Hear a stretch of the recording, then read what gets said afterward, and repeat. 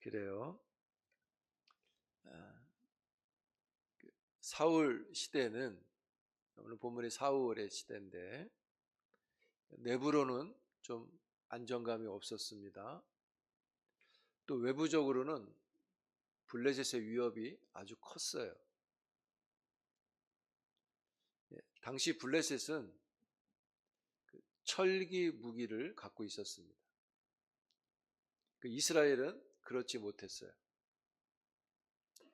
그러다 보니까 블레셋은 자기들이 우위라고 생각하는 거예요. 그래서 계속해서 성경에 보면 이스라엘을 공격하고 계속 이런 일을 블레셋이 제일 많이 하게 돼요. 이 철기 기술은 보통 주전 2000년경이 좀 안 됐을 때, 그러니까 아브라함 시대 정도 때 히타이트 족속이라고 하는 지금의 터키 지역에 살던 그 민족이 있었는데 이 사람들로 인해서 크게 발전되었다고 합니다. 그리고 이 철기 문화가 이스라엘에게 들어온 것, 팔레스타인 지역, 아직 이스라엘이 나라로 세워지지 않았으니까 팔레스타인 지역에 들어왔을 때는 한 주전 1200년경, 예수님 오시기 한 1200년경쯤 됐다고 그러고, 이스라엘로 따지면 어떤 시대냐면 사사 시대 정도 됩니다. 그러다 보니까 사울의 시대도 사사 시대 말기니까 이 철기 문화가 이스라엘에게는 크게 보급되거나 확장되어 있지 않았어요. 그래서 이스라엘이 블레셋을 되게 두려워하는 이유가 거기에 있습니다. 성경도 이 사실을 기록해 줍니다. 여러분 사무엘상 13장 19절에 보시면 그렇게 기록되어 있어요. 한번 읽어볼까요? 시작. 그때 이스라엘 온 땅에 철공이 없었으니 이는 블레셋 사람들이 말하기를 히브리 사람이 칼이나 창을 만들까 두렵다 하였음이라. 블레셋 사람들이 철기 기술을 알려주지 않는 거예요. 꽁꽁 감추고 있는 거예요. 왜요? 이스라엘도 이 철기 무기를 가지면 자기들하고 싸워서 강해질까봐 감추고 있었다는 거죠. 되게 경계를 시킨 거예요. 그래서 여러분 20장 21절, 20절, 21절, 22절 보면 그런 말씀이 있어요. 사울과 요나단만 철기 무기를 갖고 있었다. 칼을 갖고 있었다. 이렇게 기록해요. 그 백성들 뭘 갖고 있었다 그랬어요? 삽과 도끼, 곡괭이 뭐 이런 거 갖고 전쟁했다고 돼 있어요. 왕과 왕의 아들만 철기의 칼을 갖고 있었던 거예요. 그러니까 무기면에서 블레셋을 이길 수 없다 보니까 이스라엘 백성들이 생각하는 게 뭐냐면 우리는 법궤를 전쟁터에 갖고 나가자 이렇게 한 거예요. 그 법궤를 갖고 갔더니 빼앗겨 버렸죠. 그 법궤를 빼앗긴 백성들은 회개를 해야 되는데 무슨 생각을 하냐면 우리에게 체계적인 어떤 뭐라 그럴까요? 그러니까 효과적으로 우리를 지도해 줄 체계가 없다. 우리한테도 왕이 필요하다. 이렇게 말을 생각해서 왕을 요구하기까지 되는 겁니다. 그리고 사울이 첫 번째 왕으로 세워진 거예요. 이렇게 세워진 사울 왕이 버림을 받게 되는데 그 버림받는 첫 사건이 오늘 사무엘상 13장입니다. 아이러니한 것은 사울이 블레셋을 이겨가지고 이 지역적으로 조그만 전쟁에서 이겨요. 그래서 백성들이 사울을 와 이렇게 추대해요. 그래서 길갈에서 왕으로 세워집니다. 그런데 사울이 버림받게 되는 일도 전쟁으로 말미암아 시작된다는 거예요. 전쟁으로 세움받은 자가 전쟁으로 또 물러나게 돼요. 사무엘상 13장 2절에서 4절에 보면 사울이 이제 왕이 이제 이렇게 탁 추대를 대고 사람들을 모았는데 3천 명을 모았어요. 그래서 2천 명은 자기가 데리고 있고 1,000명은 자기 아들 요나단에게 맡겨서 블레셋을 경계하도록 합니다. 그런데 요나단이 시키지도 않았는데 블레셋의 그 국경 수비대라 그럴까요? 그 사람들을 공격해요. 이 소식을 들은 블레셋 사람들이 이것들 봐라 이런 마음을 갖고 전쟁하려고 준비를 하는데 5절에 보면 블레셋 사람들은 병거가 3만이요 마병이 6천이고 싸울 사람들은 바닷가에 모래처럼 많았다 이렇게 얘기해요. 고작 3천 명 모아놨는데 10배 그 이상으로 블레셋이 전쟁하려고 모이는 거예요. 그래서 성경에 보면 사울이 자기 아들 요나단에게 막 책망하는 내용이 나와요. 왜 시키지 않았는데 그 짓 했냐는 얘기. 잠자는 사자의 콧돌을 뺀 것과 같아요. 그런데 이 문제, 이 전쟁이 일어난 이 문제가 뭘로 발전이 되냐면 이스라엘이 드리는 제사 문제로 발전이 되고 이 제사 문제가 바로 사울이 버림받는 일이 되어진다는 거예요. 여러분 이스라엘은 전쟁을 앞두면 하나님 앞에 제사를 드렸죠. 번제 제사를 드려요. 이거는 이기게 해달라는 주문을 하는 게 아니라 하나님께서 이 전쟁 가운데도 우리와 함께 해 주십시오라고 하는 그런 바람을 소망을 가지고 하나님께 제사를 드리는 거죠. 그런데 이제 또 막 블레셋이 지금 큰 무리를 모으고 있는데 제사가 필요하잖아요. 그런데 제사장이 없는 거예요. 제사장이 라마라는 곳에 가 있어요. 좀 멀리 있어요. 제사장이 와야 되는데 7일이 걸린다는 거예요. 블레셋은 쳐들어오려고 막 지금 잔뜩 준비하고 있는데 시간이 없는데 언제 올지 모르잖아요.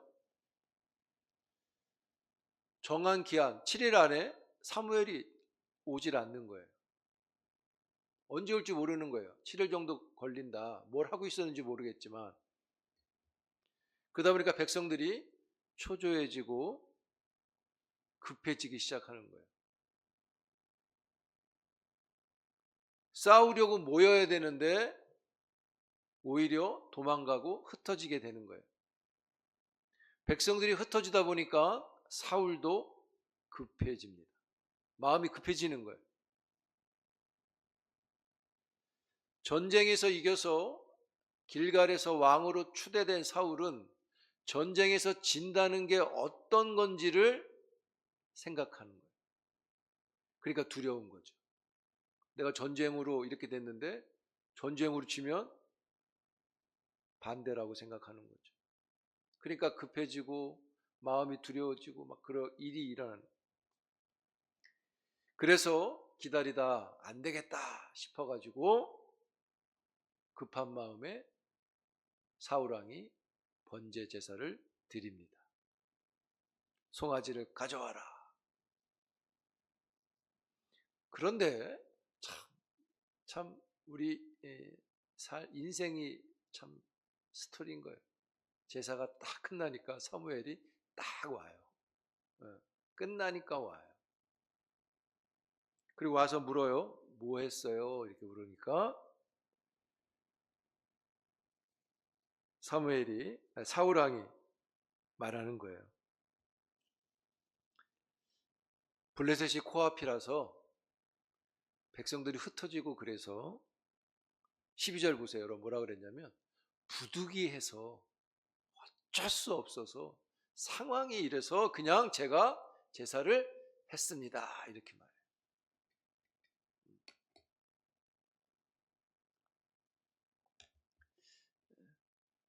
여러분 사무엘이 말하기를, 그러니까 부득이에 샀다 그러니까 사무엘이 뭐라고 대답하냐면 13절 우리가 읽었던 본문이 나오는 거예요. 왕이 망령되어 했습니다. 망령된 짓을 했습니다. 왕의 나라가 길지 못하고 당신은 가문은 끝날 겁니다. 짧게 끝납니다. 여호와께서 마음에 맞는 사람을 지도자로 삼았습니다. 이렇게 말해요. 결국 이 일로 사울은 첫 번째 버림을 받는 일을 당합니다. 이 생각의 차이가 너무 큰 일을 만들어낸 거예요. 여러분, 급할수록, 정신이 없을수록 우리 하는 말 있죠. 급하면 어떻게 하라? 돌아가라. 이 말이 맞는 것 같아요. 여러분, 급할수록 종용이 하나님께 묻고 돌아가고자 하는 지혜가 필요합니다. 여러분, 버림을 받는 첫 번째 사건이라고 했는데 이후에도 또 막 나타나요. 근데 뭐 이것 때문에 결국 그런 일들이 있게 되는 거죠.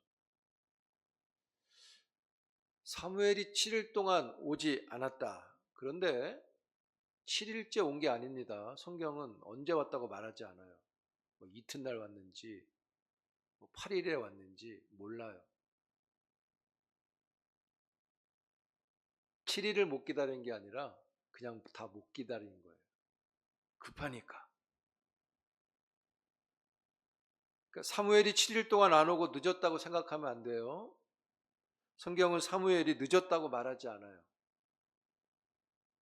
그래서 사울이 버림받는 건 사무엘의 책임이 아니에요. 변명할 수가 없어요. 사울이 버림받은 건 사무엘 때문이 아니라 사울이 스스로 왕직을 버린 거예요. 스스로 그렇게 한 거예요. 12절 우리 봤잖아요. 부득이해 해서 그랬다지만 하나님은요, 이 상황을 받으시지 않았다는 걸 간과하면 안 돼요. 하나님이 이걸 받지 않으셨어요. 부득이한 상황을 받지 않으셨어요. 누구만 부득이한 거예요? 사울이 부득이한 거예요. 하나님은 부득이하지 않으셨다는 거예요. 그래서 사울이 제사를 드린 이 일이, 즉 버림받는 이 사건이 부득이했다 해도 성경은 이 일을 가지고 사울을 동정하지 않아요. 오히려 내치는 거예요.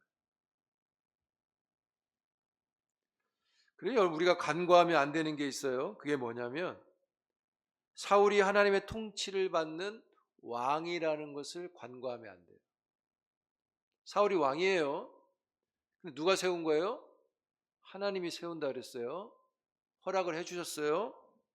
이게 무슨 말이냐면 다른 나라는 이방인은 왕이 마음대로 하지만 하나님의 세운 왕은 왕이라도 하나님의 통치를 받는 왕이라는 거예요. 이걸 간과하면 안 돼요. 다른 거예요. 이스라엘이 왕정 시대를 시작했지만 여전히 하나님이 다스리는 신정 국가라는 거예요. 근데 사울이 그것을 간과한 거예요. 그 결과 버림을 받아요. 이 일로 인해서 하나님은 왕을 없애는 게 아니라 하나님 마음에 맞는 자를 지도자로 왕으로 삼으셨다 이렇게 말해요. 그러니까 즉 이 내용을 읽어보면 이미 세우셨어요. 뭐 예를 들어 이렇게 버려졌다 하면 세운 거예요. 여러분, 이 하나님의 책임도 아닌 거잖아요. 누구 책임이에요? 사울의 책임이에요.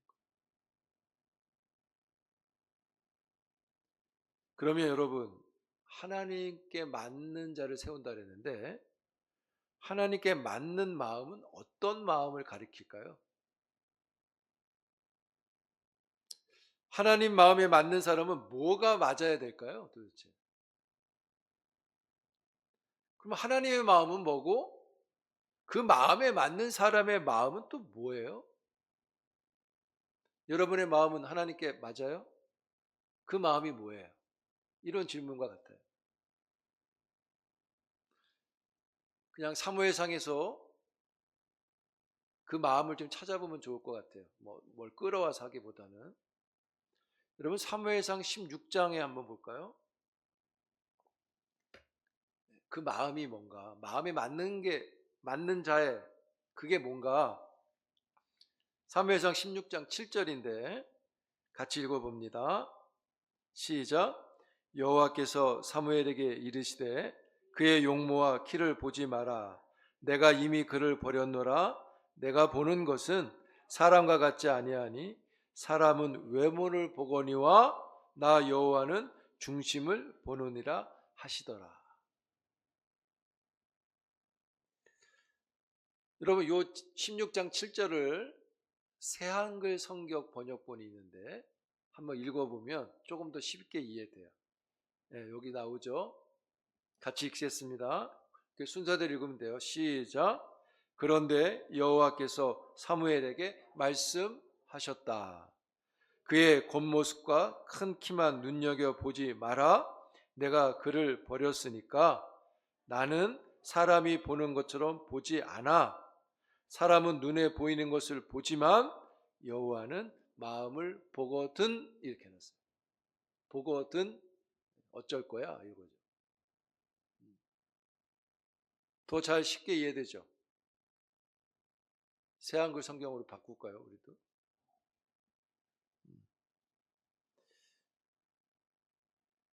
여러분 개역 개정 우리가 보는 성경은 중심이라고 해놨고 새한글 성경은 마음이라고 해놨어요.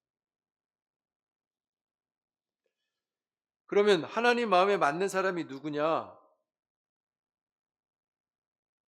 그게 누구냐면 16장 12절 13절 보실래요?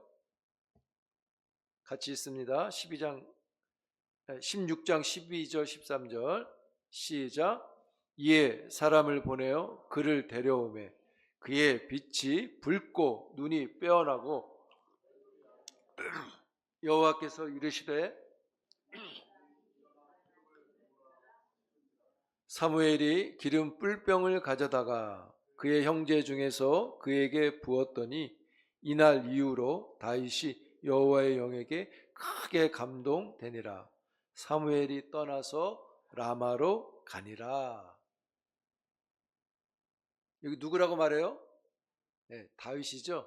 그러니까 다윗이 마음에 합한 자고 중심이 인정받은 자예요. 여기 빛이 붉고 눈이 빼어나고 얼굴이 아름답다. 이게 용모잖아요. 다윗의. 근데 하나님은 외모를 보지 않는다 그랬잖아요.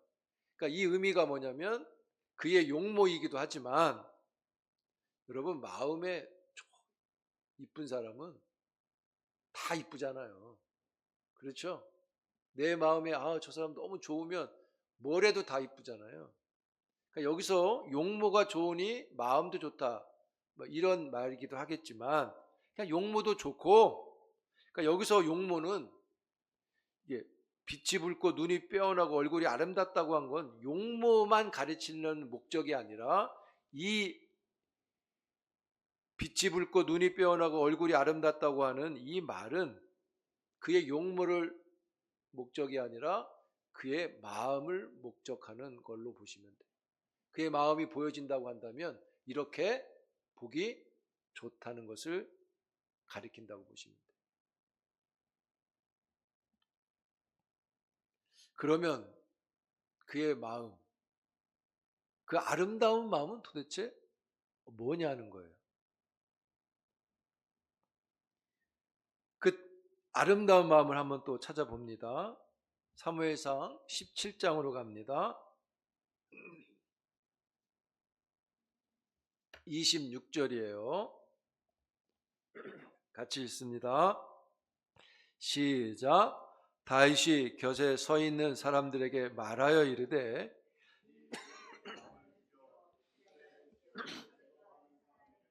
어떠한 대우를 하겠느냐? 이 할례받지 않은 블레셋 사람이 누구이기에 살아계시는 하나님의 군대를 모욕하겠느냐? 여러분, 이 말씀에서 다윗의 마음이 보이시나요? 본문이 말하는 게 뭐냐? 이거예요. 골리앗을 제거하면 어떤 대우를 하느냐?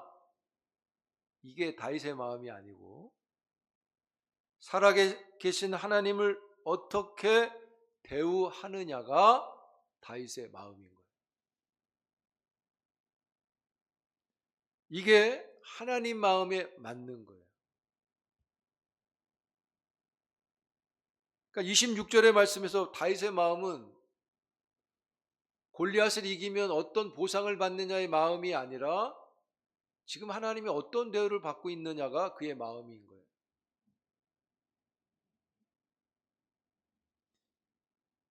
이 말을 다윗이 하는 건 블레셋을 보고 화가 나서 급한 마음에 하는 게 아닙니다. 어쨌든 다윗의 마음이 하나님을 어떻게 대우하느냐라는 마음을 갖고 있다는 거예요. 하나님에 대한 마음이 있는 거예요. 자, 한 곳을 더 봅니다. 사무엘 하루 갑니다. 사무엘하 7장.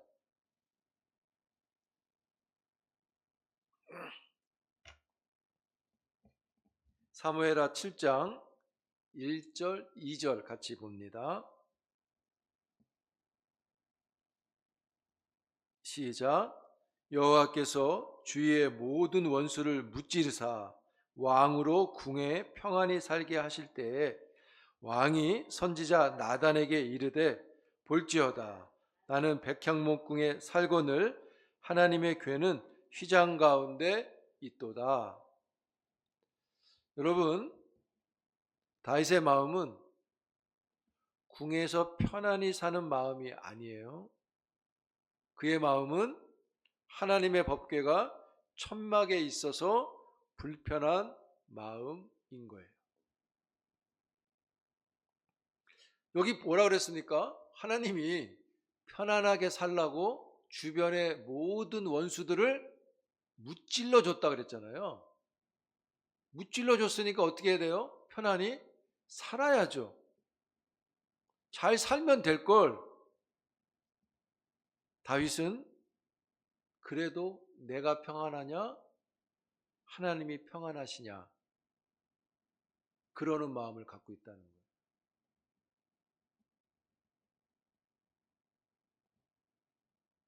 사무엘상 17장에서 보였던 그 마음과 그가 평안할 때 가졌던 마음이 똑같죠. 하나님을 어떻게 대우하느냐, 하나님이 어떻게 계시냐, 인 거예요.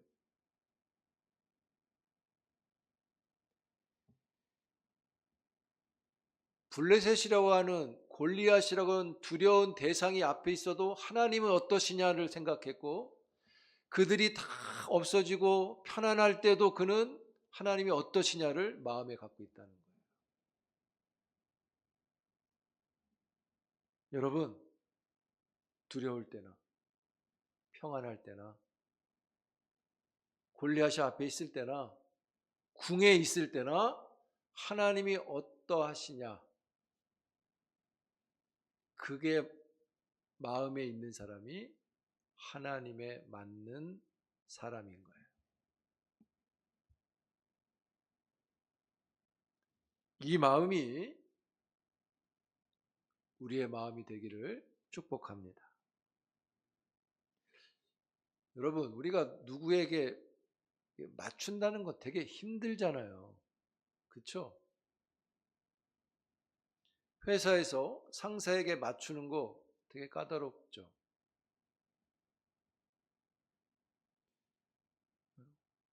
우리 부목사님이 담임 목사 맞추는 거 힘들어요. 그죠? 웃네. 아, 맞아요. 심지어 부부가 맞추는 것도 되게 힘들잖아요. 어려운 거잖아요. 여러분, 우리가 하나님께 맞는 사람이 된다는 거 쉽지 않아요. 그렇죠. 마음 먹은 대로 되는 거 아니잖아요. 마음 먹어도 힘들잖아요.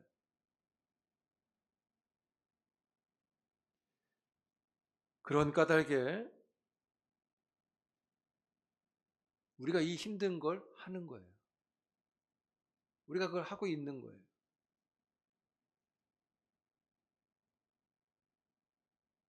이 힘든 걸 하는데 왜 해요? 하나님께 맞추는 게 큰 유익이고 복인 거예요. 이게 은혜인 거예요. 그런 까닭에 하나님 마음에 맞는 걸 추구하는 여러분이 되기를 축복합니다. 결코 손해 아니에요. 하나님은요, 배신하지 않아요.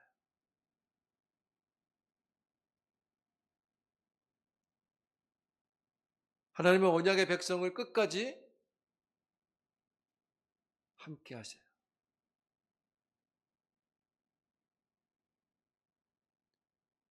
여러분, 예수님의 마음은 어떠셨어요? 마태, 마가, 누가가 똑같이 기록해 놓은 게 있어요. 내용은 이거예요. 그 같은 내용의 하나를 말씀드리면 누가복음에 아버지여 만일 아버지의 뜻이거든 이 잔을 내게서 옮기시옵소서. 그러나 내 원대로 마옵시고 아버지의 원대로 되기를 원합니다. 예수님은 자신을 대우하는 마음을 그 마음이 아니셨어요. 예수님은 오직 하나님을 대우하는 마음뿐이셨어요. 예수님의 마음은 그래서 십자가에서 다 이루었다는 그 마음뿐이셨다는 거예요. 여기 다 이루었다는 이 예수님의 독백은 내가 모든 것을 다해서 하나님을 대우했다, 이런 말과 같은 것입니다. 내가 해냈다, 봐라, 이런 게 아니에요. 하나님께 하는 고백입니다. 내가 모든 힘을 다해서 뜻을 받듭니다. 하나님이 우선입니다.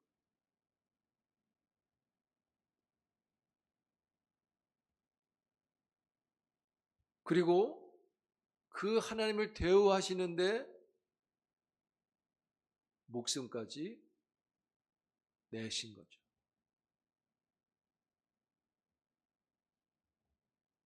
사랑하는 성도 여러분, 우리의 마음이, 우리의 성품이, 우리의 언어가 하나님을 대우하는 마음이 되기를 축복합니다.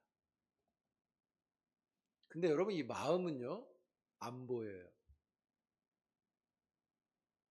그래서 잘 속아요. 그래서 마음은요, 몸으로 보여주는 거예요. 그래서 믿음도 몸으로 하는 거예요. 우리의 몸이 하나님의 마음이 되는 거예요.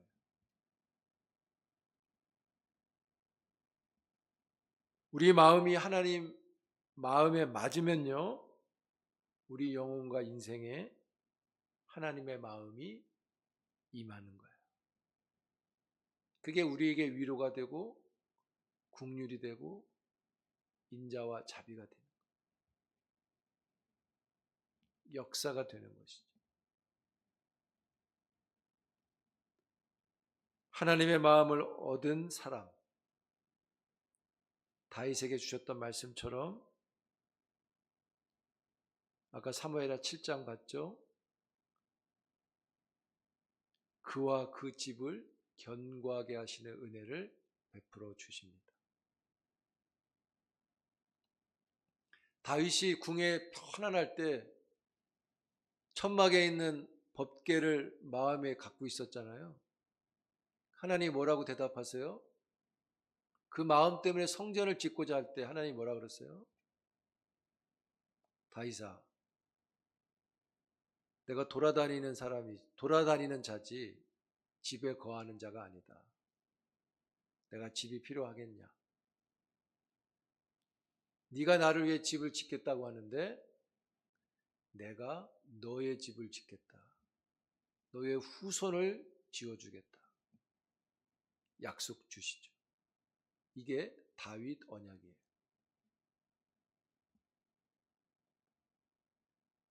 하나님을 향한 마음이 있는 사람, 하나님의 마음에 맞는 마음을 가진 사람,